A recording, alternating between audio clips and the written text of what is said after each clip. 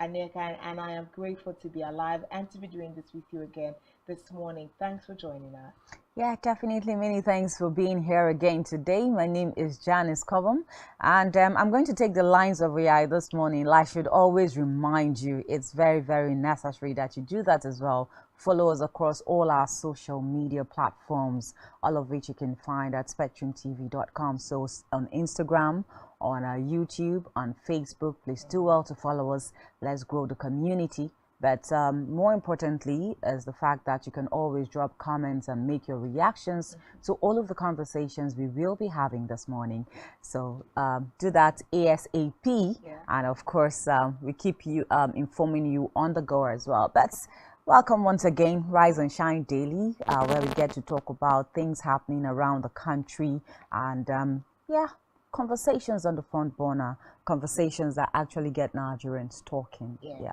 And I remember yesterday I had to post on my status on WhatsApp. I'm like, okay, so we actually had something to take our minds off the whole issues happening in the country, which was the Hilda Bassi issue. I know that that conversation will continue for a very long time, but let's bring ourselves back again to remind us that we have an inauguration for May 20. Continue today with hearing the case of Peter Obi of Labour Party as against APC, Bola Tinubu, and the INEC. Yeah. That's something that we are definitely looking forward to. Like you said, the break from all of the very intense political conversation has come and gone. And like on Twitter, you would see people saying, "Oh, let's get back to the things that we had suspended." Exactly. Yeah, you know. So it's more like Nigerians even needed the break, and more like even in the period where Hilda Bassi was happening, it's more like all of these conversations too just pegged because no strong political conversation broke through in the midst of all of that. The tribunal was not necessarily sitting; it was shifted. So now we are back to serious business. Yeah, definitely. The conversation for the tribunal needs to go on, especially because the days are winding down to the inauguration, and even the window of time that was that is slated for all of that to be reviewed is also winding up. So we need to know where exactly this is headed. Of course, there is no possibility that that ruling is going to be given before the inauguration. So like the Nigerian military has continued to say, everybody must hold their peace because the inauguration on the 29th of May is sacrosanct. It is going to happen. It is going to happen. Now, whatever the results of the tribunal will be, afterwards. Now, the whole country and the legislative arm of government will deal with that. But for now, we are headed towards May 29, and a lot of things have happened. Of course, the official portrait of the president-elect and that of the vice president-elect have been unveiled. They had moved into the residence for the president-elect, the glass house. The glass house. Things, trainings for the military and everything is going on, so you can see that the calendar is winding down, activities are intensifying, and in another week or two, it's going to be what is going to be splashed across all the national dailies, the event. Let's not even forget also that information had been released that everyone who has a private jet should actually definitely, it just puts us in that euphoria, you know, of expecting an inauguration on May 29 and all of that. But it's a good thing. You remember also that the military has told Nigerians, anybody that is out there to foment trouble will definitely get it, you know, the best way possible. So let's stay out of trouble. Let Nigerians know that, yes, there's a process that is ongoing, which is what is happening in the judiciary right now and as we speak. Just a reminder also, of course, the issue, the hearing, the pre-hearing of Peter Obi and the Labour Party was actually adjourned to today, which is the 17th of May. So that is going to happen, I'm sure, before the close of business day today. We'll get to hear proceeds of that seating today, and that of the People's Democratic Party and Haji Atiku Abubakar against the APC and INEC as well was shifted to, I think, 2028 now of May. So yes, everything is more like everything is in place, waiting for that time to come. Griefs that the elections did not go the way you expected it to go, or the results did not come out how you expected it to come out. Yes, take it to court. But while we are doing the court issues, let the process of handing over and transition continue. Let there not be any vacuum, because the Constitution does not permit for a vacuum, you know, when we're talking about democracy here. And you know that the issue and conversations of an interim government has been something that, yes, everybody says, no, we do not want an interim government. So if we do not want an interim government, I think the other day I read something that said, oh, let the administrator, the rightful person, or the person that the courts says, yes, this is the person that won the elections and all of that. But yeah, these are some of the conversations on the sidelines of, yeah, the inauguration and the elections and who is the president of the Federal Republic of Nigeria. But most importantly, I think that when we are looking at all the rest that suffers the most, so whatever it is that is going on today, the brunt is being felt by the common Nigerians. So when we are saying that, oh, there's no good governance and all of that, it is the common Nigerians that get to face the brunt and all. So we just have to be very, very careful on that as well. We need good governance, and we need people that can actually deliver on that and not come in because they want to come and, you know, swell their pockets more and all of that. So anyways, that's it. Let's just look at our flash story for this morning. We remember that President Muhammadu Buhari had left the country at some point to also be part of the coronation of King Charles III. And it was also said that from his media aides now that he had to spend another 1 week in the UK to see his dentist, actually. But news reaching us is that President Muhammadu Buhari yesterday has arrived the presidential wing of the Nnamdi Azikiwe International Airport in Abuja from London, the United Kingdom, UK. Now, the president was welcomed at about 4:45 p.m. by top government officials, including his chief of staff, Professor Ibrahim Gambari. Buhari left Nigeria on May 3rd for the UK to participate. Last week had postponed his return by another week as he was billed to see his dentist for dental checkup. Announcing Buhari's decision to stay another week in London, the special advisor to the president on media and publicity in a release last week said President Muhammadu Buhari will be in London, United Kingdom, for another week at the behest of his dentist, who had started attending to him. The specialist requires to see the president in another 5 days for 23. Well, welcome back, Mr. President. That's what we have to say on this particular one. Welcome back, Mr. President. And then we hope that in the next couple of, I was trying to do a quick mathematics now of how many days is left to May 29. But I think that there's so much shorter time to allow for more travels of the president at this particular time, because there's just going to be a lot of handover speeches and preparing handover, whatever it is, handover procedures though. So there's going to be a lot of busyness on the part of the presidency at this point in time to make sure that we have a smooth transition on May 29. It's good to know that he is back. Like he said, what is going to be majorly on his focus will be the movement to the inauguration. It was early this week or last week that we had like the last FEC meeting that was presided over by Vice President Yemi Badger, and the meeting was more like, let us handle the last minute things that have been on our plate and have not been completed. So we also expect, of course, that he's going to review some of the things that happened at that FEC meeting, dotting I's and crossing T's. Of course, let's not even forget that there's also been last minute attempts to, get the $800 million loan and several other things. So in the next and certain things, so we also expect that as the president has returned now, it's going to be like back-to-back activities, literally dotting of I's and crossing of T's. We also hope that like the plea had been sent, Serap had called out to the National Assembly and even wrote to the World Bank to reconsider their stance on that $800 million dollars loan. So let's see what the president's response might now be as he's back in the country. These and more things would be keeping our fingers crossed and looking out for. But we know that top priority now is handing over. I mean, President Muhammadu Buhari has been clear on the fact that he does not intend to spend even an extra day beyond May 29, which is for the handing over, because he is quite in a hurry to return back to his homestead in Daura. So we can see and that. stay. Yeah, don't forget to add and stay very far away from government. So.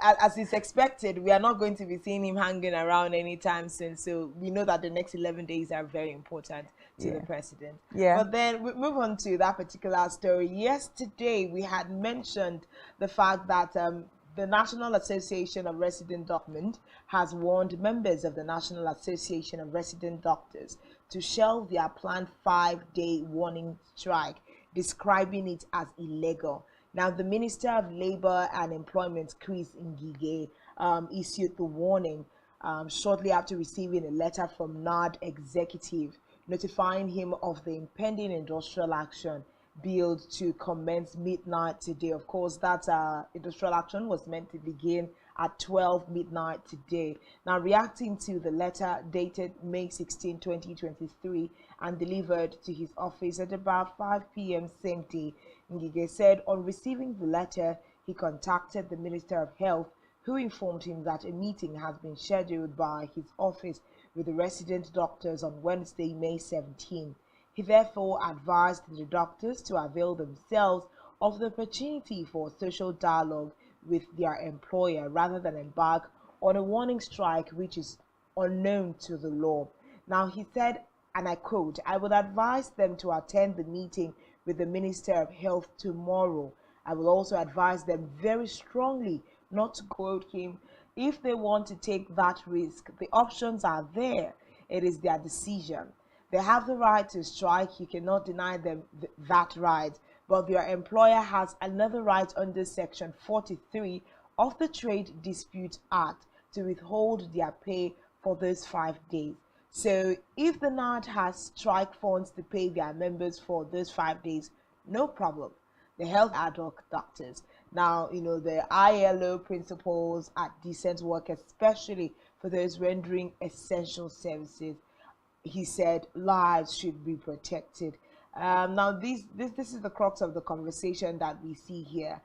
It's more like Chris Ngige, who is the Minister for Labour and Employment, is saying decided to engage the no work, no pay, what would you call it now? Policy, on them if they intend to go ahead with this.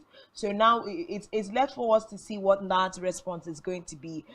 This is about 7:22 this morning. We haven't gotten any response from NARD as regarding the response from Chris Ngige at this time. So it's more like fingers crossed. Would they first of all honor the meeting that they have been invited to by the Minister of Health, put it on the table? Now NARD members really need to evaluate if this is what they want to do, and also saying that it is in their rights to strike if they think is the best way to communicate, how ill-treated they feel. If they think that they have expended all measures in trying to get the government to do, to look into their problems or their demands, then it's constitutional, to go on a protest. It is constitutional. And then I think Chris Ngige is just saying, if you don't have a problem with losing your 5 days salary, That's fine. But They're just saying don't go on this strike and expect us to the pay problem you I 45 have, days. the Yes. problem I have with the federal government, especially with the Minister of Labor and Employment now, why the same approach he is using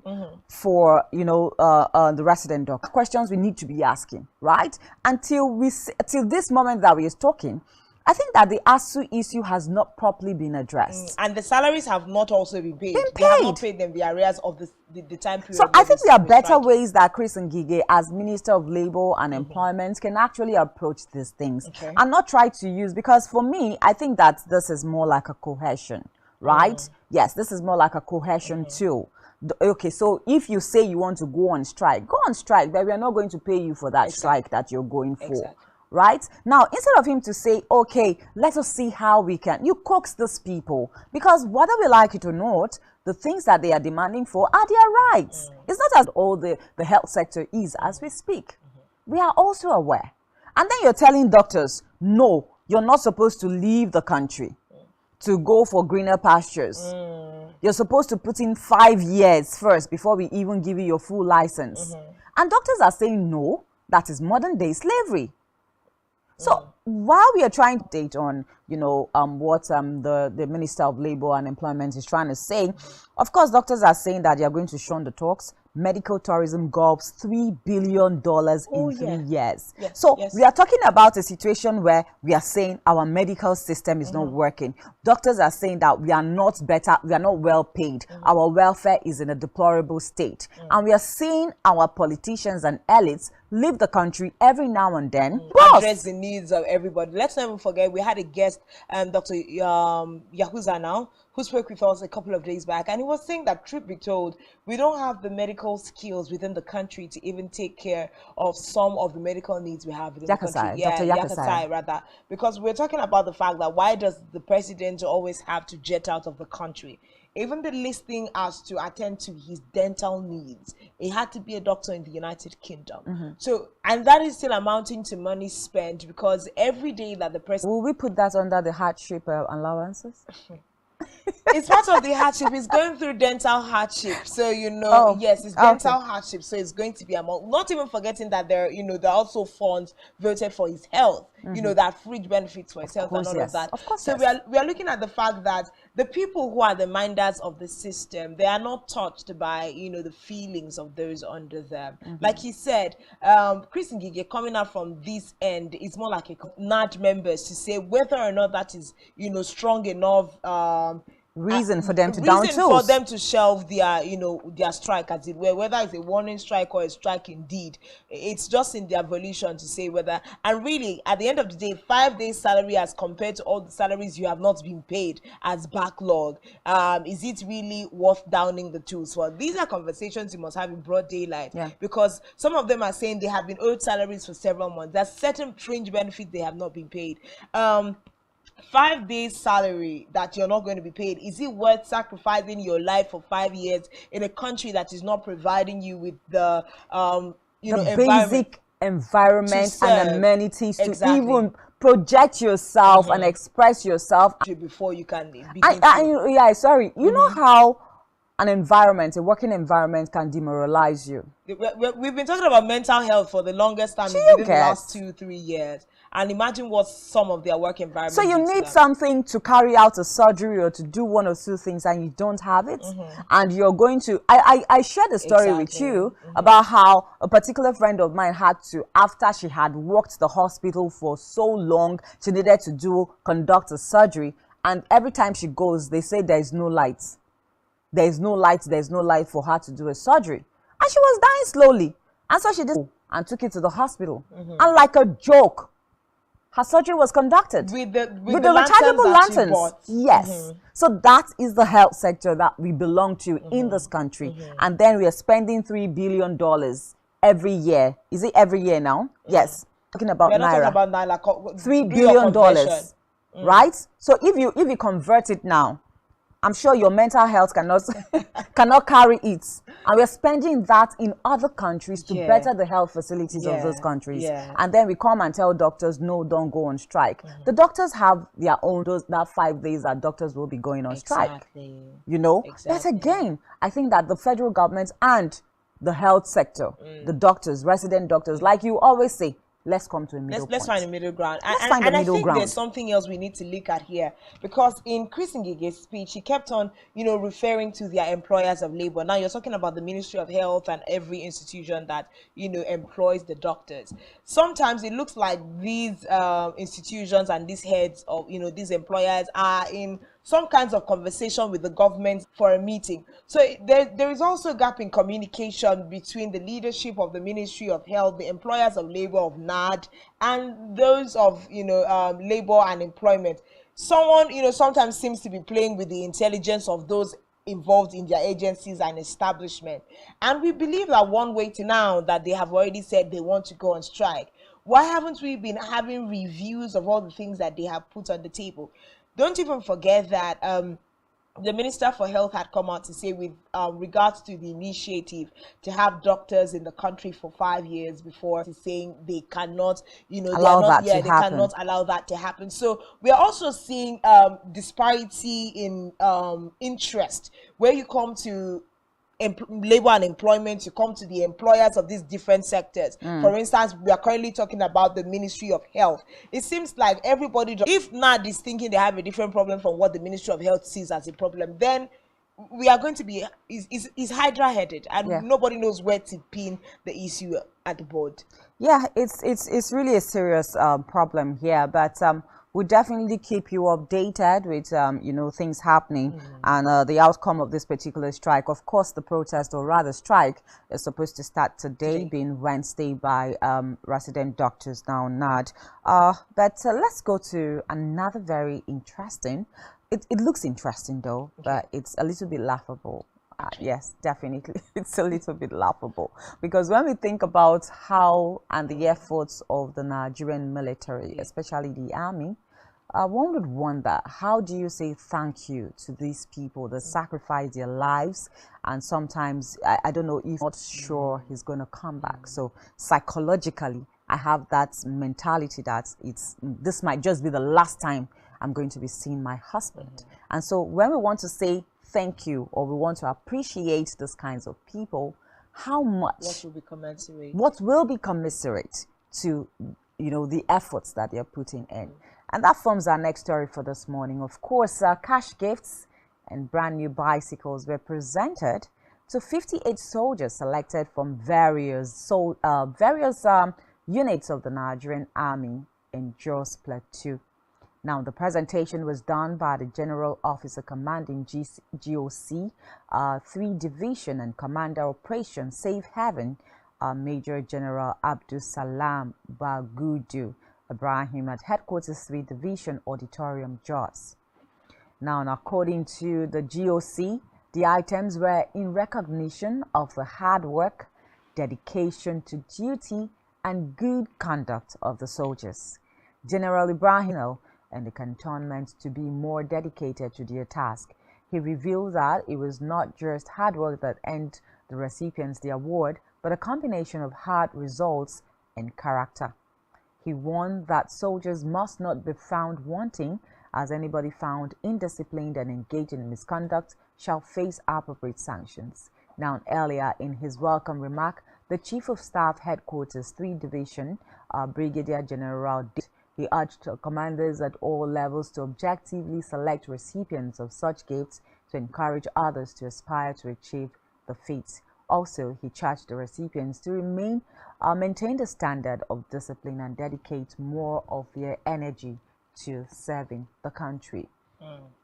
Now, this sounds more like a personal appreciation to these crop of people. I think about 80 of them now. Now, if this is a personal appreciation, like, okay, I want to appreciate, like a leader would come out and say, okay, there are people that are working for or rather working under me, and I think that these crop of people have put in so much, have put in hard work, have put in dedication and tenacity to make sure that, yes, we grow as a cantonment and, we serve the country better, then that makes sense. But if it is not coming as a personal, But if it is the initiative of General Abdul Salami Bagudu, it's a different initiative altogether. Yes. Because first of all, you're going to think bicycles. What are we going to What do are we with going to do with Like, bicycles? okay, so you want them to exercise and be stronger to be able to, exercise Combat their crime. duty, combat crime, because if you really want to appreciate them, there is if it is a personal initiative, say your CEO looks at everybody that's doing well in the company and say, I need to reward these people, but it's not going to be from the company pocket, it's going to be from my personal finance, and I can only buy bicycles for 53 people. I can't buy cars for 53 people, so take the bicycles as my personal thank you as your boss. That is fine. At this point, we'll be applauding you. It's a big thank you to you. But if it was like the initiative of the even if you're saying you were not going to buy them cars, sending them on courses that will help them do better as soldiers would be more effective. Bicycles are absolutely laughable, because who gets a reward for standing in the face of fire every now and then and receives a bicycle? It's very, very laughable, but there are different ends to the story. Yeah, but we definitely. are saying there are also more effective ways to say thank you to some of these people. We know how our systems work in the country. Some of these people are long overdue for promotions and they haven't got atonement, as it were. There are more ways to appreciate people than buying bicycles. Nigerians just find a way of staying funny. Everything is hilarious for us. Everything can equals chasing clouds. Yes. Because imagine that international military organizations will hear that the military men in Nigeria in Jos rather are being appreciated. The name decided to award bicycles and cash. Let's not leave the cash part of it. Cash, donations to about 80 soldiers who have done well. But it's a way to say thank you, though. And at this point, we just hang it there and then go for the news brief with the front page of our national dailies. And of course, we open up the phone lines for Nigerians to be part and parcel of it. Do stay with us and don't move a muscle.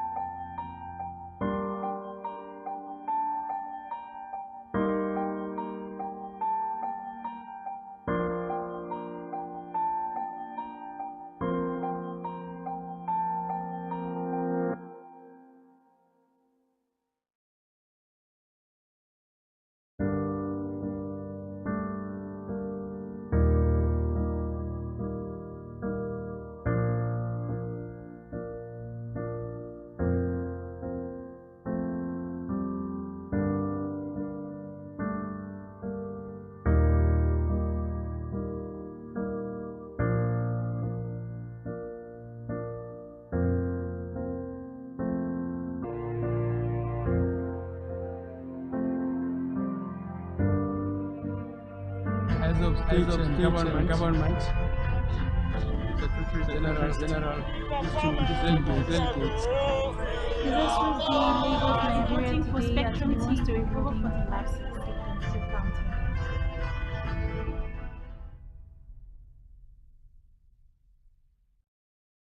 Good morning. You're welcome to your morning news brief on Spectrum, live from Uyo. I am Mary Joseph. Starting the news brief this morning is a report that the President, Muhammadu Buhari, has arrived in Abuja from London, the United Kingdom, where he had been undergoing dental treatments in the past week. In the past 2 weeks, the Nigerian leader has been flown on another aircraft on the presidential air fleet, including his trip on. Meanwhile, 4 staff members of the United States Embassy in Nigeria on a humanitarian mission in Anambra State have been shot dead following an attack on their vehicle on Tuesday. The incident happened in the Ameyi, Eke, Onoche communities in the Ogbaru local government area of the state, and reports say that the assailant caused panic in the area as they invaded the arena where some of the residents in the community had gathered and were resident doctors to shield their planned 5-day warning strike, describing it as illegal. The Minister of Labour and Employment, Chris Ngige, issued the warning shortly after receiving a letter from the National Association of Resident Doctors Executive notifying him of the impending industrial action bill to commence today, May 17, 2023.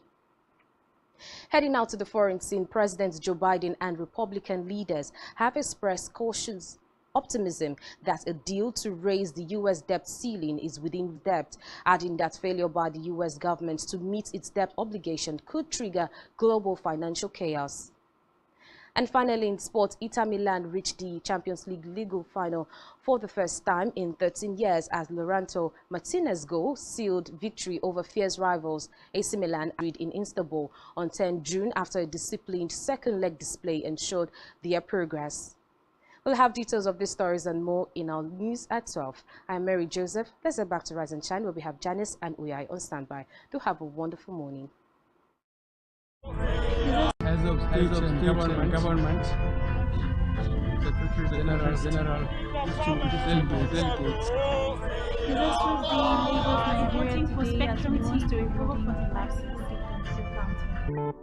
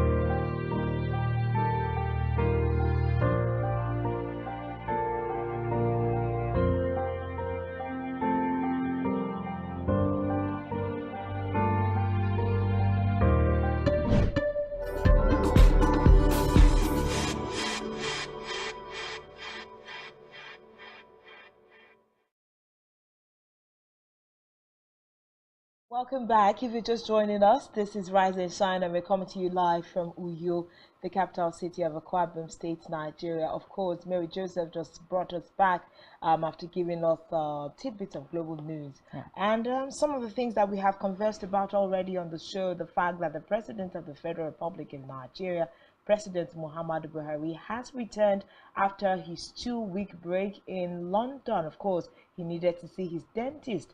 He's returned back to Nigeria to finish up the next 11 days that he has before handing over to the next administration.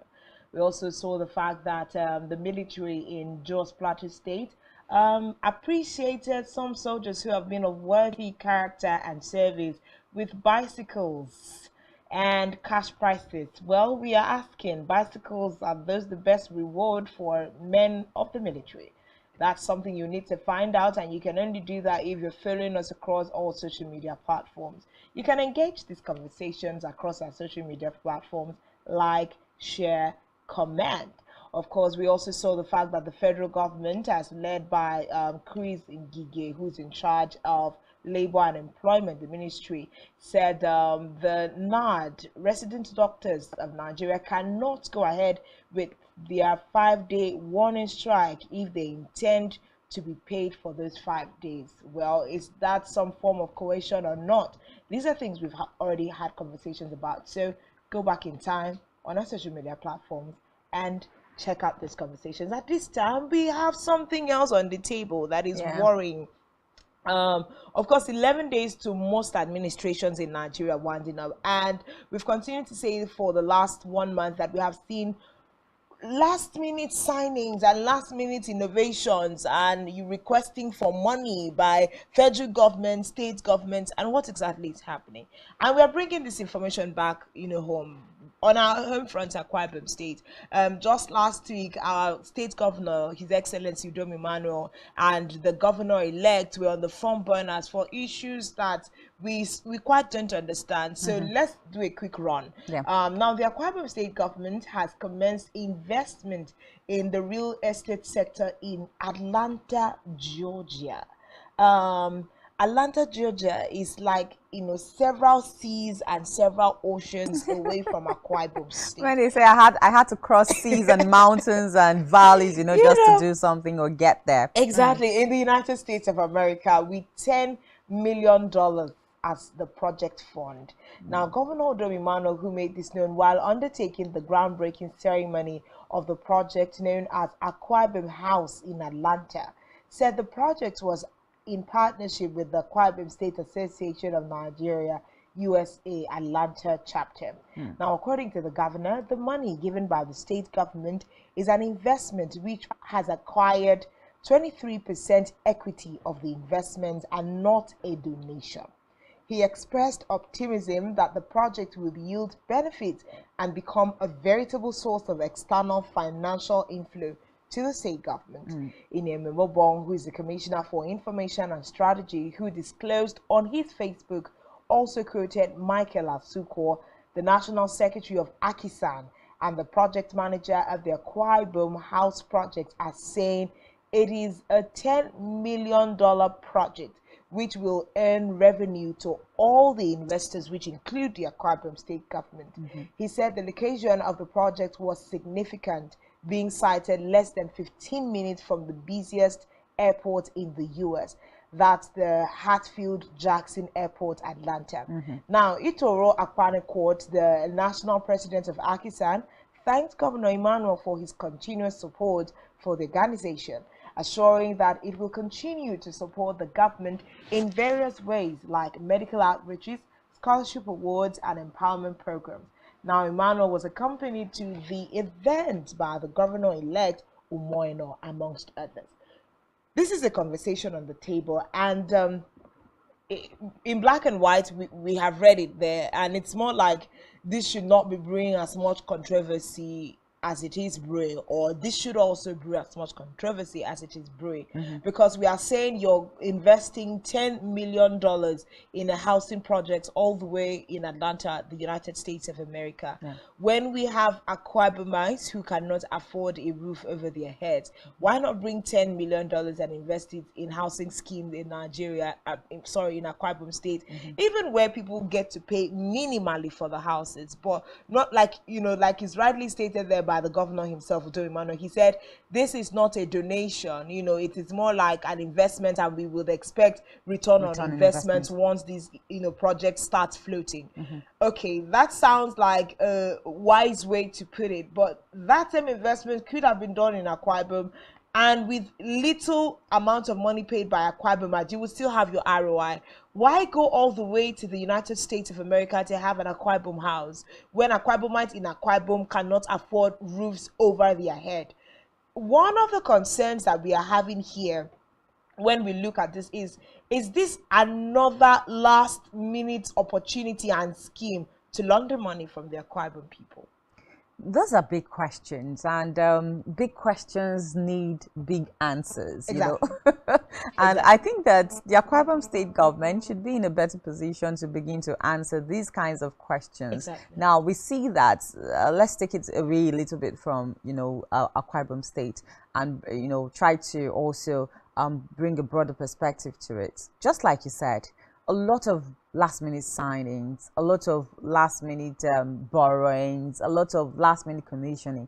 In Akwa Ibom State here, I know that the last couple of weeks has been like a marathon, from one commissioning to the other. Sometimes I think we even need to go and be inspecting some of these roads that are being said that we have commissioned, because it seems as if we begin the road from this point to this point and end it there, and then the remaining part of that road, nothing is being done, and then we get to commission such projects, and we say How that, do the community members even allow this to happen in their community? No, they have to, because it is the governor that comes to commission. So we have praise singers, we have yes, we have stooges. I would say, oh, Mr.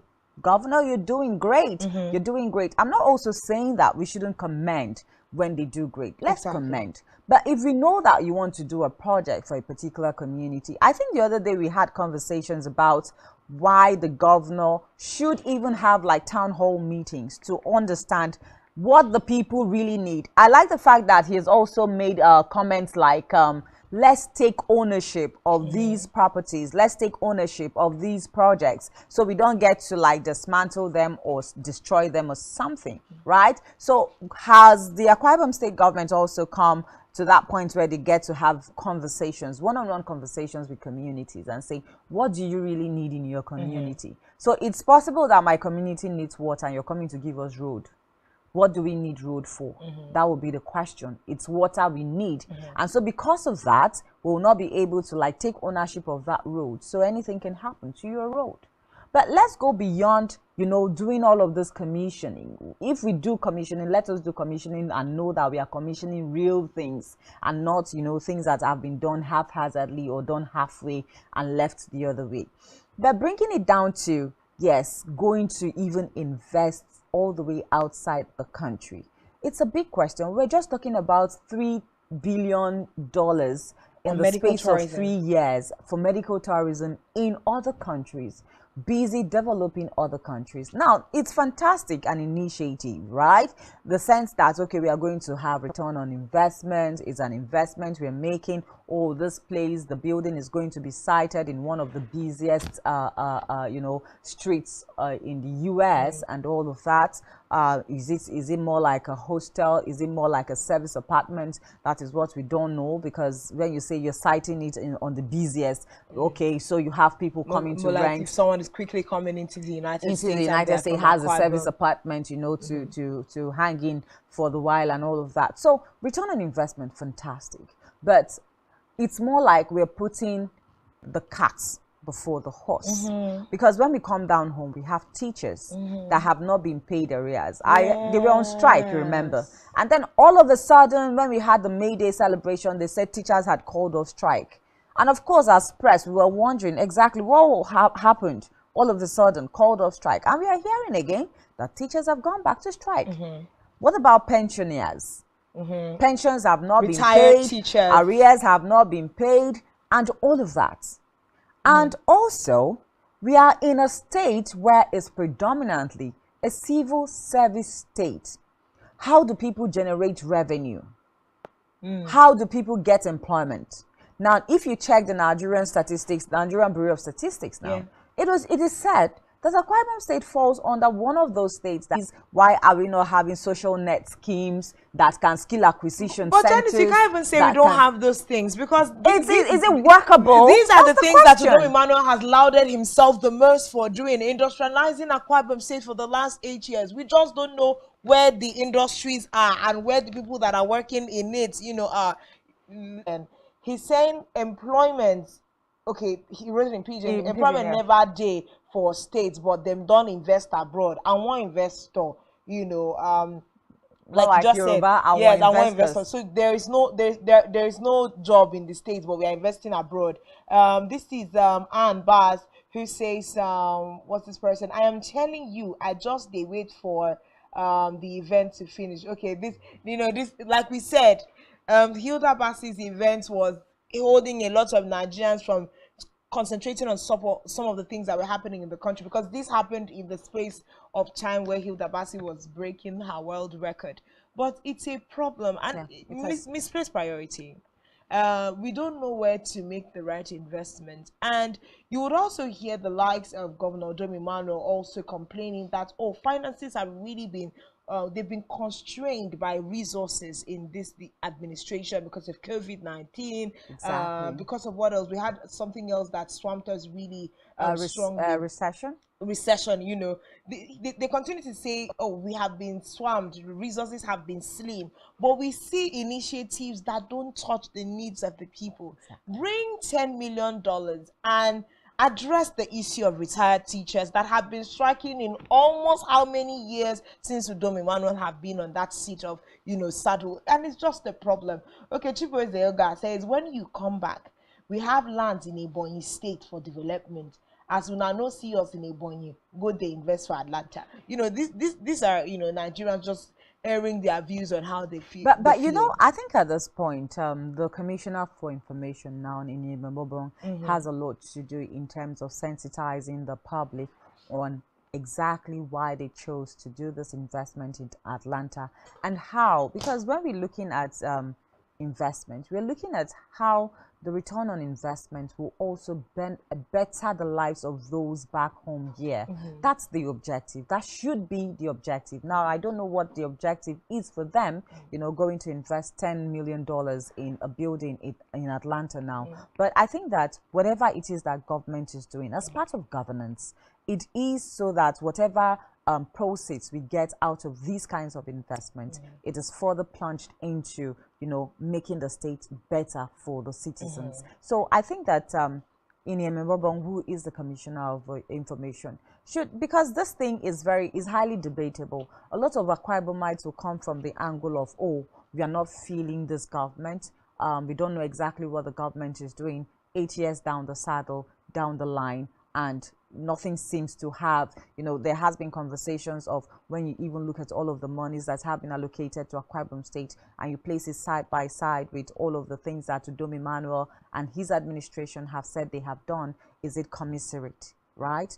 Now, let's not also forget that it is an administration that some people will fan themselves and say that, the administration has done well. It is also a situation where their people, critics, would also say that, no, he has not done well, given the kinds of resources that have been, coming into the state as well. So I think that a lot of sensitization has to be done. And again, when we talk about governance being inclusivity, we are talking about that's more like a conversation that has grown especially with the incoming administration. Governance of inclusivity.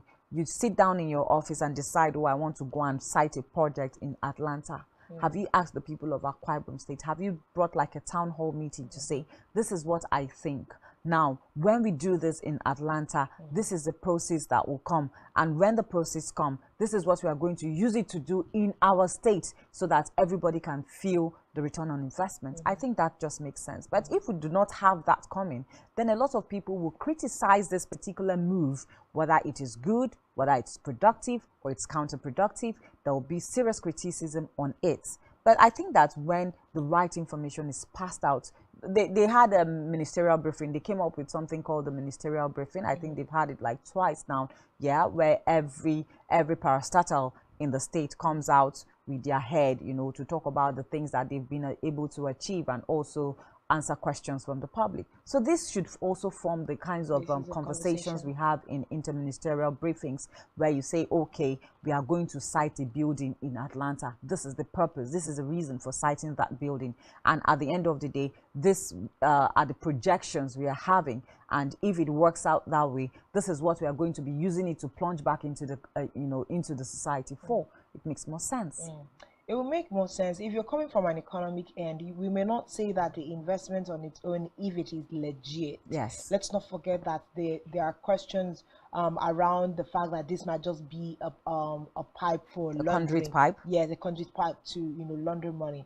But if in terms of an investment, if you may not be able to holistically say that it is not right, because if the investment is done and the details are clear and transparent, eventually, yes, the state government would have had, a means of generating income for Akwa Ibom State. But what are the chances that this is not going to get lost in the way, and even if they eventually go ahead with this project and there is ROI, that's return on investment, what are the chances that this will not be getting into the pockets of selected few and not back into the treasury of the state? So there are a lot of loopholes with these kinds of initiatives, and the biggest part to this question will be, why wait for a couple of days to the end of your administration to do this? Why didn't you do this when people still had time to debate with your decision and evaluate on this particular action of yours? Exactly. Let's not forget, taxpayers' monies is what is going to. Nobody will bring out $10 million and say they are going to build a house called Akwa Ibom House in Atlanta. How many Akwa Ibomites will be able to take advantage of the Akwa Ibom House in Atlanta? That's another question. And let's not even forget that the governor-elect Umoino was also present at the event. So it's more like this is in clear purview. He is aware, fully aware. So it's more like, as I go, this project is one of the most important things you need to look into, because we are putting in $10 million of Akwa Ibomite money into that project. So come see with me where we are going to make that money. Does that raise a question on the part of the governor-elect, and the stuff like that? At the national level, we are saying there are some initiatives that are not going to be done because we are looking for ways that the Tinubu administration gets a soft landing. For instance, subsidy was pushed forward. When we continue to have things like this, where we are borrowing back and forth and pushing last-minute initiative, when your administration gets into power, is it going to help you to land effectively, or you're going to be running against time? Next thing now, we are going to begin to hear, oh, the past governor did not leave anything in the treasury for me. I came and met an empty treasury. But you are joining him now, few days to his handing over to you, to take $10 million of money from Akwa Ibom State to go and build an Akwa Ibom house in Atlanta.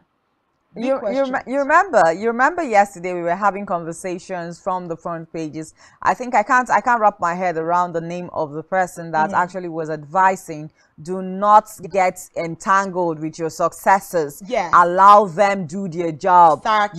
You have finished your tenure and you have finished it peacefully. Yeah. Go and allow your successors to do their job. So one of the things I wanted to add to the Moino story, I remember also that when he had, media briefings during the campaigns, now questions were asked, will you put, in place mechanisms to afford Akwa Ibomites demand accountability of your government? And if he does that, definitely questions will be asked along the lines of what's happening with the Akwa Ibom house in Atlanta.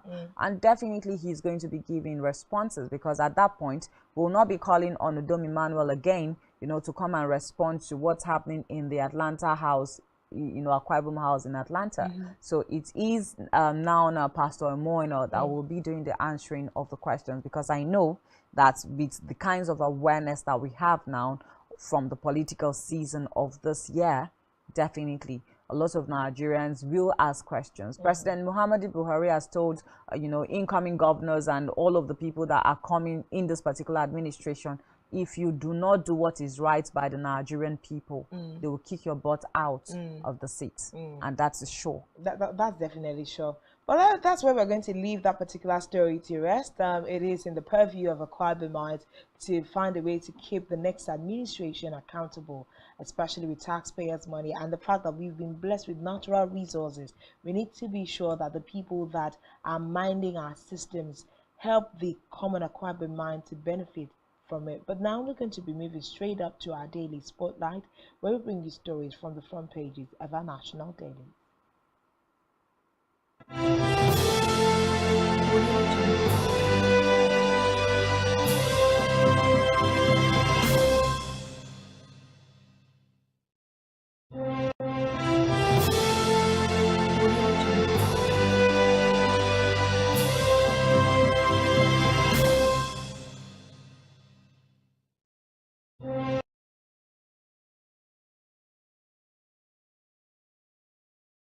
On Daily Spotlight this morning, lots of stories on the front pages of our national daily, and we'll be taking the Punch newspaper as our very first paper for the morning. The Punch newspaper here, the big story says, strike. Dr. Sean talks, medical tourism gulps $3 billion in 3 years. And the writer here says, resident doctors reject Ngige's peace moves, decry health sector brain drain. Okay, and moving forward, National Assembly leadership, APC warns Akpabio, Abbas against upset. You can find that story on page 12. We also have that Nigeria needs $12 billion to clean up oil spills report. You find that story on page 20. Strengthen anti-graft agencies. Federal government advises Tinubu. You can find that on page 20 as well. A lot of advice is coming from this present administration to the incoming government. Moving forward, of course, a story we had shared earlier. Army rewards 58 soldiers with bicycles and cash gifts. And the question keeps re-echoing. Why bicycles? What do soldiers need bicycles for? I think Nigerians will also help us to answer these kinds of questions. Moving on. Manufacturers threaten shutdown over excise duty hike. Court remands Shehu Kuti. Police comb house for exhibits. And Anambra gunmen kill 2 U.S. consulate officials and 2 cops. Sad story that we have there this morning. But that's all that we have on the front page of The Punch. Okay, moving on from the Punch newspaper, I will take The Nation next. Looking at The Nation this morning, says what Tinubu should do on security by IG, DSS, NSA. Soludo Uzodinma canvass state police synergy. Sanwo-Olu, governors must be accessible. Court grants Shehu Kuti suspended bail. Okay. We also see here aircraft registration rose from 175 to 358. APC urges senators to avoid 2015 fiasco. North Central didn't protest. Why Hilda Bassi is yet to get World Guinness Record certification. That story can be found on page 22. Service to battle fire disasters with aircraft, page 5. U.S. mission officials feared killed in Anambra. Sad story, page 4 is where you can find that. Okay, the measures for getting state security will be youth engagement, security architecture, rejig, enhanced funding, non-kinetic approach.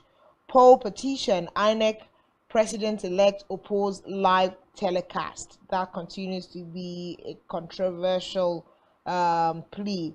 We also see here it is not a, okay, that's too tiny, I can't read that, so I'll just skip that. Tariff raise threatens manufacturing business, man warns. Tariff raise threatens manufacturing business, man warns. Okay. Buhari returns from London. The president is back. Many killed in Plateau attacks. Sad story. Firm increase commercial paper target to 20 billion naira. Firm increases commercial paper target to 20 billion naira. And that's what we have on the front page of the Nation. Quickly now, we run through the front page of this day newspaper. The big story on this day says how Jibril brokered Tinubu Kwankwaso meeting in France. Oh yeah, that's quite an interesting story to look at. The writer here says ex-governor, ex-Kano governor now may join government of national unity. And another writer says president-elect allegedly proposes reconciling Ganduje and predecessor. President-elect allegedly proposes reconciling Ganduje and predecessor. Arewa youths, Naira redesign policy has reduced banditry and terrorism. You can find that story on page 8. Moving forward, BBC investigations like Premium Time show Obi, not Tinubu won in Rivers, contrary to Wike's loud claims. I'm still not getting what that story is saying. BBC investigations like Premium Times show Obi, not Tinubu won in Rivers, contrary to Wike's loud claims. Okay. BBC investigation like Premium Times. Okay. And then the writer of that also says results from IREV in Rivers alone may not have altered outcome of presidential poll. Okay, let's move forward. Presidency, rising inflation not peculiar to Nigeria, challenge global. Okay, I'm sure that's coming from the federal government. We hear here that gunmen killed 2 U.S. embassy staff, 2 security officials in Anambra. And those are all the stories that we have on the front page of this day newspaper. Moving on from this day newspaper, you have Daily Sun. Daily Sun says, Senators will decide your fate, APC chairman tells Akpabio. Advises Akwabim ex-governor not to be late on NAS inauguration day. Confirms further consultations. Visa restriction, good news for democracy, says Blower. Fani Kayode condemns action, page 28. Deputy Speakership Benjamin Kalu faces hurdle as coalition wants slot zoned to Ebonyi, page 27. Court demands Shehu Kuti gives 48 hours to police to complete investigation. Musician not charged yet. We only went to court for remand order, says police. We also see here Feni Ferry, May 29 inauguration, sacrosanct, helps police, US stand. Page 28 is where you can find that particular story. We also have here Uzodinma Soludo clash on state police. We can't afford it now, says Imo governor. Imo government. We fund everything, yet we are not in charge. Anambra government. NSA, DSS, RGP gives security advisory to incoming governors. We also see here Southeast Senate presidency is for justice, fairness, and equity. That's something there by Senator Oji Uzo Kalu. And that's what we have on the front page of Daily Sun. The big story here says Tinubu to open talks with G6, Yari, others. And the writer here says Delima over Barua, APC National Working Committee, Akpabio 40 senators elect meet. Senators not APC National Working Committee will decide Akpabio's fate at the Mutual Stability Group now. Okay, and then let's move forward now. Many escape as gunmen open fire on travelers along Ado-Akure route. Design grounded bandits activities in the north, says Arewa Group. Now, some Nigerians will think otherwise. Shehu Kuti arraigned, granted suspended bail. Senate approves independent candidacy forwards bill to Buhari for assent. And then we have NEC to revoke license of Kaduna Disco over 51 billion naira energy underpayment. EFCC operative died during scuffle with colleagues over suspect seized items. Moving forward now, Oyebode Kokori Asaju to Tinubu, how to deliver good leadership and governance. And I think that's all. Okay, so there's another one here that says Buhari presidency, a review. We really have to review the 8 years on the saddle of governance under the administration of President Muhammadu Buhari. But that's all that we have on the front page of the Nigerian Tribune. Okay, let's run straight up and take the last paper. That would be the Vanguard. Looking at the Vanguard paper this morning, it says FG incurs 36.8 trillion naira deficit in 8 years under Buhari. We also see records 32 trillion naira revenue, spent 68 trillion naira.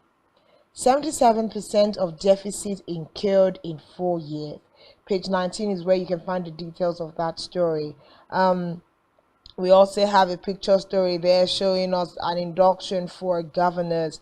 4 U.S. Embassy staff killed in Anambra. Assault. Court orders Sheun Kuti's detention. We also see here that 10th NAS come early, avoid Saraki-like coup. Adamu tells Akpabio and borrow others. Buhari baffled by pervasive level of corruption, says presidency. The president is baffled. Emefele's Naira redesign curbed terrorism, Arewa youths tell Matawali. Nivies secures 20 billion naira commercial paper upsize. Federal government establishes 13 metropolitan fire stations across Nigeria. And those are all the stories that we have on the front page of the Vanguard. Okay, that's it on our papers this morning. Quite a lot of stories, on the front pages this morning. Quite interesting stories too, as they affect, the country. Serious ones, I would also say. The National Assembly leadership torso is still a very strong conversation on the front burner. The 10th Assembly is what we are looking at. A lot of very interesting stories, I must say. But at this point, let's give opportunity to Nigerians to make their contributions. What stories do you intend to react to this morning? There are quite a number of them. Of course, looking back at the papers this morning, resident doctors also are saying that we don't want talks again with the federal government. We are going on our 5-day warning strike because, according to them, when you look at it properly, a quick research, you find out that medical tourism gulls $3 billion in the space of 3 years, which can be used to better off the health sector in the country and all of that. And of course, we also have the story of Army rewarding 58 soldiers crop up again on the papers, which is more like a serious conversation, Then so many advices coming for president-elect, which is very, very something that we know it would come. Okay, it's not it's largely expected right now. We see that they have I think I saw that story somewhere where a group of people are saying what the president-elect needs to do when he comes into seat. Okay. Yes. Okay, so yes, Oyebode Kokori Asaju to Tinubu, how to deliver good leadership and governance and all of that. So it's expected, that these kinds of how do I put it now? These kinds of proposals will be coming to the president-elect. This is how you're going to be doing things. This is how you're going to be doing that. But I think that at this point that the president-elect needs to sit down, take a deep breath, and know how to administer the country. Governance is not something new for him because we've seen him also, lead in Lagos State as governor at the time. So governance is not new to him. He has the capacity or has the knowledge, the technical know-how, to administer, So, but when we are talking about a larger Nigeria, 36 states and over 200 million people, then it's more like a big job, a big task ahead of him So let him just sit down, take a deep breath, because when we have people coming from this angle, oh, this is what you're supposed to do, oh, you're not supposed to do it that way, you're supposed to do it this way, it brings about confusion. Exactly. Let him know that he is setting up and constituting his cabinet in such a way that you have good necks sitting on good heads sitting on necks that will be able not to just what do we call them now, praise singers, to come and be singing praise, oh God, president-elect, you're doing great, when you're not. Let us have ministers that will be able to say that yes, this is a minister of information and we are putting a square peg in a square hole. You have a minister for health, we know that we are putting circle pegs in circle holes, and not somebody totally outside of the health sector. And then just because you want to, you know, say thank you to that person for how many times the person campaigned for you, you now decide to come and give him an appointment. That's like a Given an colossal appointment for delivering his unit. yes, when you deliver your units, you come and take a thank you as a minister, or you come and sign a contract and collect, and then squabble And the further money plunder our and country. plunder the country even more. You know, there's more things, but then looking at also at the front page of this day newspaper, now it says BBC investigation. Yes. Like Premium Times, which means Premium Times had already done that investigation also, and had said Peter Obi, not Tinubu, won in Rivers State, contrary to Wike's loud claims.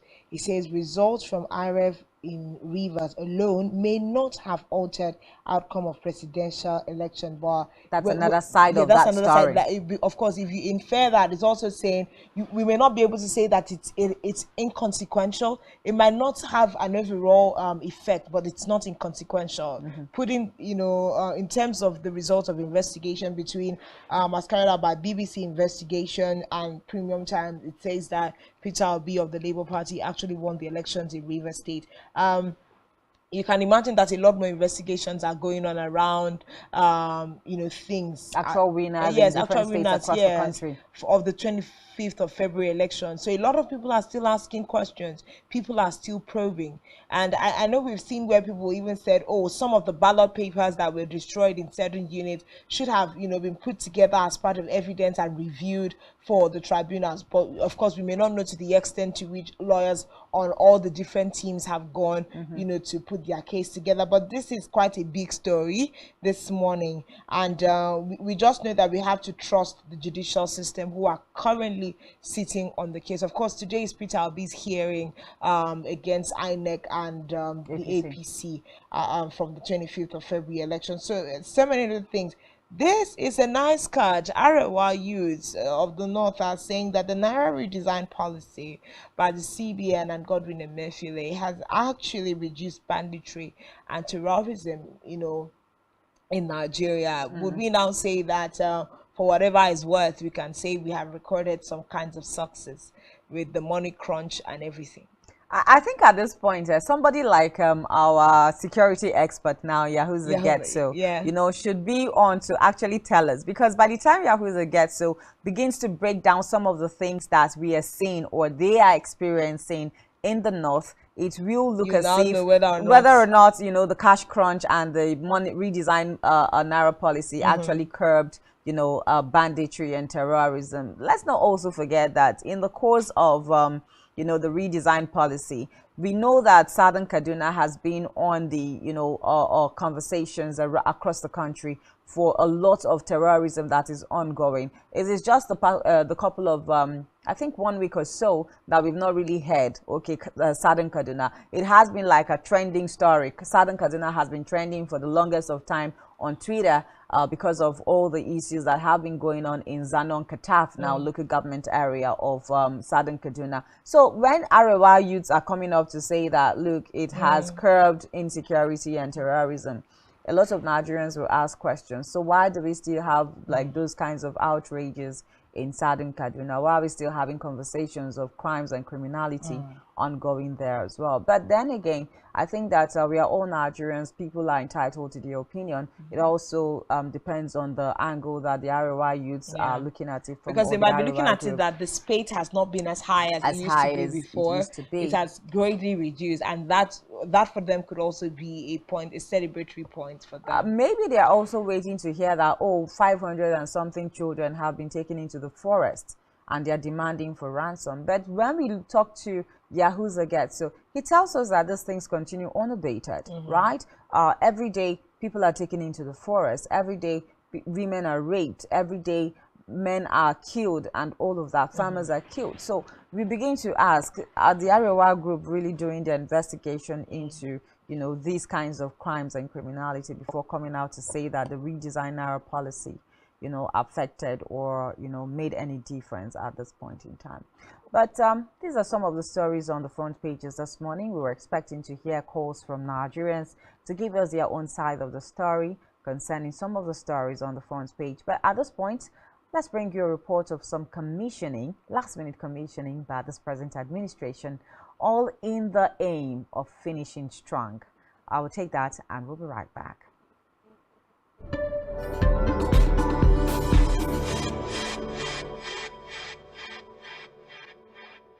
Akwa Ibom State Governor Udom Emmanuel has again appealed to the people of the state, especially the youths, to protect government property sited in their areas.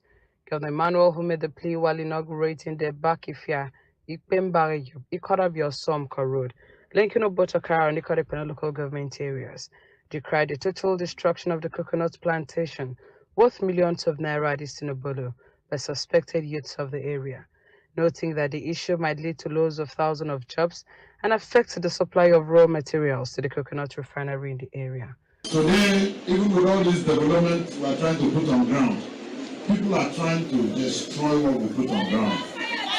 We woke up this morning and the entire coconut plantation that we did, that have been fruiting already, with the fruit on it, the youth, one went of Isnogolo went, destroyed all those coconut plantations. Multi-million-dollar projects, all gone. And we have a refinery. So when I tell people how difficult it is to develop Africa, you now understand what I mean. The governor, who however thanked the people of Obotokara and Ikadekpene for providing a conducive environment for the contractor to complete the road project on schedule, said the construction of the road will boost the local economy and curb rural-urban drift. Governor Emmanuel also used the occasion to thank the people of the area for their support over the years and promised to continue to work for the people of the state till the last day of his administration. All of you, various sociocultural groups, the men, the women, the youths, the students, the press, and all those who have made this day a huge success. I think this is one project commissioning that we are attending, and we see youths in this number. Earlier in their goodwill messages, Senator Emmanuel Ibogasian, the paramount ruler of Obotokara Okuku Walmodiaka, and the State House of Assembly member Idawasim Tekwere all thanked the governor for his qualitative and life-touching leadership style. They applauded him for the timely completion of the project and prayed God to bless and sustain the governor. The 16.71 Abak Ifiaikpe Mbareyu Ikorobio Somko Road with a 2.1 outfall drains, initiated and completed by the Governor Udom Emmanuel-led administration, links several communities in Ikorepene and Obotokara local government areas of the state. In Uyo, Jane Uwa, Spectrum Television News. More and more commissioning by the Akwa Ibom State government. Akwa Ibom State is one of those states that is known to have really beautiful road network. Our roads are relatively really good.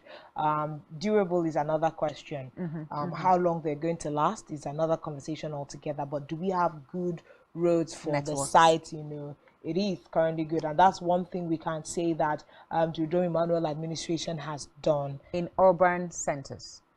Okay.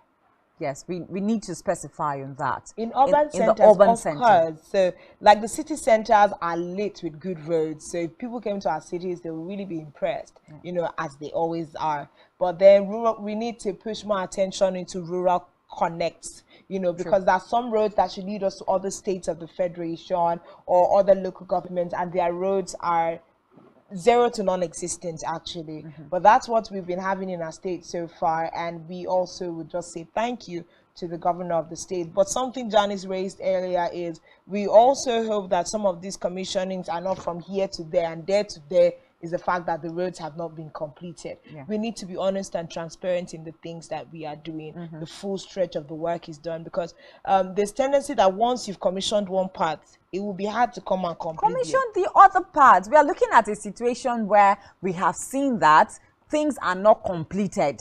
And just because we want to drive home a point that our administration is doing something, we come and commission. I've heard stories of how a particular building was built, and then it got to time of commissioning. They had to go and rent things from other places to come and fill in that building and then commission. And then after commissioning, all those things were returned back. Exactly. So we are saying that before a project is being commissioned, by right, it is supposed to have been completed. Everything must have been completed that you had budgeted monies for. If you say that you're budgeting money for 20 kilometers, make sure that you do the 20 kilometers before you even commission. Don't come and commission 15 kilometers or 5 kilometers or even 10 kilometers. Yeah. Because immediately after commissioning, contractors will go. Everything is done. They say, oh, that administration did well. They commissioned a particular road. Durability. The next minute, everything, sinks again. And we are spending money. So that's waste, if you ask me. Serious questions. But at this point, there are conversations we need to have, because the percentage of people getting divorced in our country is rising. And sometimes you want to put the statistics as to Christians and other people, but the state and the percentage statistics of divorce in our society is highly increasing. Why are marriages failing more and more? There's a new one that says once people japa, once they leave the country. I read yesterday that a marriage of 33 years broke down once they relocated to the United States. What is it that is causing divorce in our society? We have a report on that and would like you to take a listen.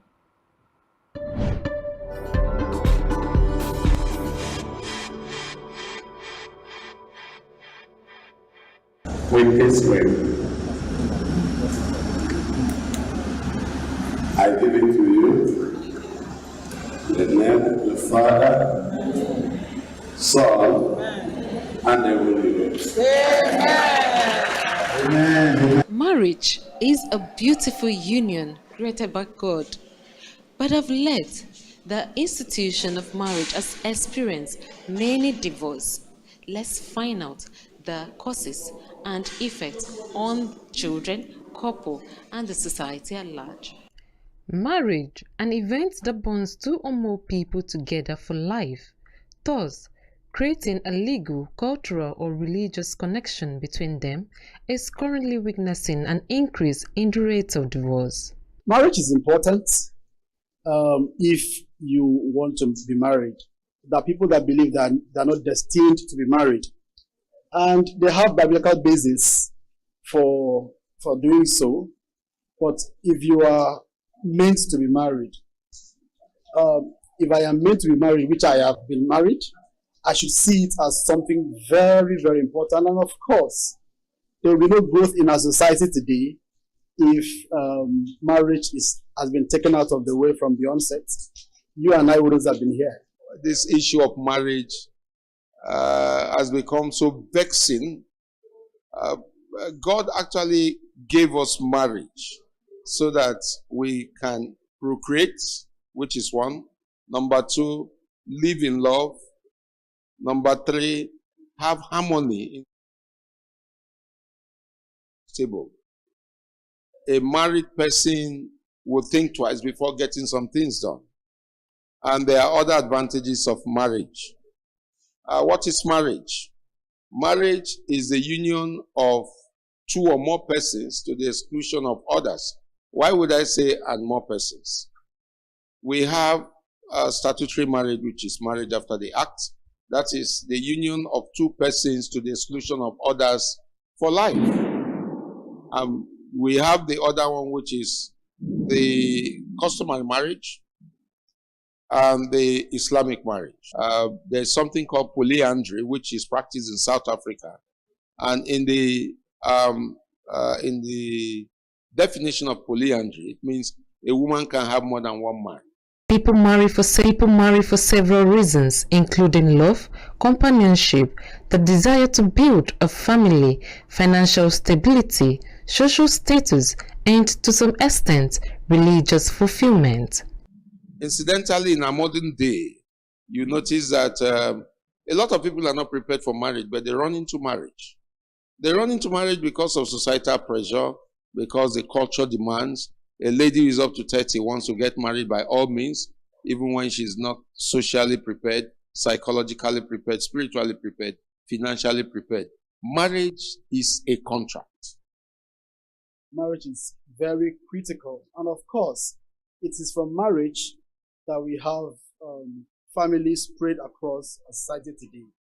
So marriage generally is important. You know, when you look at the Bible, Genesis chapter 2, God said it's not good for the man to be alone. He says, I will make him a help meet for him. That's Eve here. So even God knew that it was important for the man to be married. Of course, it talks about procreation, the essence of marriage, procreation, companionship, and all. In nearly every case, the marriage is considered a watershed event in the participants' lives and a financial breakthrough for some. The story of Akimi has become a reference point these days. And I think men are beginning to see a lot of sense in it. That when you buy properties, don't buy in your name. You have to buy in some other person's name. Because Akimi technically is poor. The wife, or the former wife, was richer than Akimi. So the implication is that she will pay for his lawyer's fee because she's technically richer than him. The man fights 40 fights, is beating blue black with swollen faces, and it is unconscionable for a woman to wake up and say, I will take half the collapses. You can go with your property. I have been married for 20 years. I've encouraged my wife to buy property in her name. I even spend my own money to encourage her to act small and have a property in her name. Many people go into marriage with great expectations, but sooner than later, misunderstanding, disagreements, and issues of incompatibility comes up. Understanding between couples will actually minimize divorce. Yes, if there is lack of understanding, love will be out of the way, can be out of the way, and then divorce can set in. Communication is very critical on the issue of marriage. And once communication is also taken out of the way, divorce can set in. So communication is key. Love is paramount. Communication is key. All right. Sacrifice for each other will limit the divorce rate we have. Because if I don't sacrifice, some families split because maybe the wife thinks the husband is not providing enough. All right. So the man is not living to the expectation. It can set divorce into play. All right. The man is unfaithful or the woman is unfaithful. All right. It can lead to divorce. All right. The man is not financially stable. You are saying layman, isn't it? The man is not, or the family is suffering financially, can lead to divorce to a layman. All right. Children are not coming when they expected, can also lead to divorce in some areas. Incidents of divorce sets in when the couple are unable to resolve their issues and turn a new leaf. A man's infidelity is caused by the wife. Most women, married women, are prostitutes at home. They tell the man, if you don't buy me wrapper, you don't give me this money, don't give me this, I won't let you see my nakedness, I won't let you sleep with me. So at that stage, the woman is a higher species of a prostitute to her husband at home. And the man begins to struggle to meet material needs before he sleeps with the woman. So it becomes a problem. So a man's infidelity is usually caused by the woman. Though most men have prayerfully held their grounds to say they will not scatter their marriage. Even if the woman is going to kill me, let her kill me. You must conquer sin and conquer self. Some people think they've conquered sin, but they've not conquered self. They not to react. The man will not respond, he will react. Reaction is better, is worse than response. In most cases, divorce have occurred few months after the wedding, while some have taken a little longer. Some have been witnessed after 30 or 40 years of marriage. Many have identified the causes of divorce to be infidelity, financial problems, loss of intimacy, substance abuse, domestic abuse, lack of commitment, moral or religious differences, among others. Marriage. Some marriage are good and some are bad with experience. You can meet a man, the first day you meet him or you met him, he'll be very nice with you, do this, everything for you. But all of a sudden, everything will now change. He may meet another woman, then that woman will turn everything upside down. Like my own, we are in the same compound, he's having an affair with another woman, that same compound. My own house, all of a sudden, several years beatings, not a small thing, fighting, not one time. Even my son is a grown-up guy. I gave him 5 children, that is twins, 2 times, including my first son. If you see them, they are grown-up boys and girls. But he will keep on. When that boy will go to work, they will just call him on phone. Come, this is what he said. He didn't come. My dad burial, he didn't come. After some months, he now pack his own load, pack his property and leave the house. So I now stay with my children. My message to other women, please, let God be first. Men, that they should sit up with their wife. There are many, many causes of divorce, but I will sum it up to the lack of love. The question is, was that really love in the first place? If you read the book of 1 Corinthians, you will see the expressions of love. And the summary of it is that love never fails. And I believe it so sincerely, that love, genuine love, never fails. So, when love is out of the picture, and when the love of God. While sharing with us the number of divorce cases he has handled so far, said, once the couple agrees to discontinue with their marriage, the court has no option than to dissolve the union, ruling that the two will cease to be husband and wife and could go their separate ways. Divorce is not resolved. Once it's initiated, the woman files an application for dissolution of marriage, serves the man responds to the dissolution, to the application, and there are 7 grounds for any ground.